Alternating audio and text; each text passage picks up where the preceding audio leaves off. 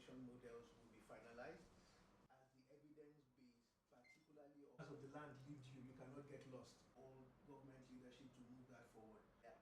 The ownership of the population estimation to make South Sudan. Our meeting courtesy visit today to His Excellency the Vice President in charge of the economic cluster was to continue, first of all, to appreciate his leadership to efforts at strengthening the evidence base necessary to develop the human capital to stimulate economic growth, particularly the leadership that he has provided to the undertaking that we have done collectively, which is the population estimation models, which is being reviewed by the Bureau of Statistics for presentation to government and for leadership by government to ensure that we have the evidence base necessary to drive program and policy implementation to develop the human capital to stimulate economic growth.